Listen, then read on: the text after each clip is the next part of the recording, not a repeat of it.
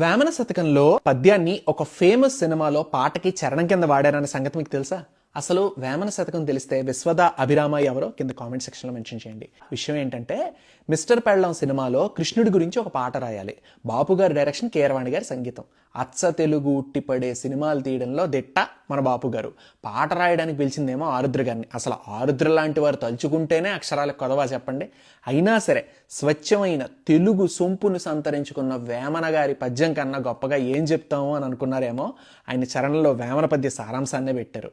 ఆచరణమే పొరుగింటి పాలు హరిలో రంగ హరి, ఇరుగింటి పెరుగు హరిలో రంగ హరి, పొరుగింటి పాలు ఇరుగింటి పెరుగు, మరిగినాడు వెన్న దొంగ ఆ పాల కడలి హరిలో రంగ హరి, యజమానుడైన హరిలో రంగ హరి ఆ పాల కడలి, యజమానుడైన పరుల పాడి కోరనేలా, ఎంత వారకైనా ఎదుటి సొమ్ము తీపి ఏమి దేవుడండి, అన్యులాస్తి మోజు జాస్తి మాయదారి కృష్ణయ్య ఎంతటి వాడు ఓరయ్యో.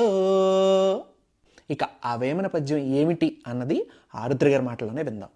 పాల కడలిలోన పవ్వళించెడివాడు గొల్ల ఇంట్ల పెరుగు కోరనేల. పాలకడలి మీద పవ్వళించెడివాడు గొల్ల ఇంట్ల పెరుగు కోరనేల, ఎంత వారికైనా ఎదుటి సొమ్ములు తీపి విశ్వదాభిరామేమో. చిలిపి కృష్ణుడి లీలని చెప్పుకుంటూనే మనిషిగా ఈ భూమి మీద పుట్టిన భగవంతుడికైనా అవతల వారి సొమ్ము తీపే కదా అని భలే చమత్కరిస్తూ హాస్యంగా చెప్పారు ఈ పద్యంలో. బాగుందా? మరి ఇలాంటి విశేషాలు మరిన్ని తెలుసుకోవాలనుకుంటే ఫాలో అయిపోండి వెండితెర వాకిట్లో.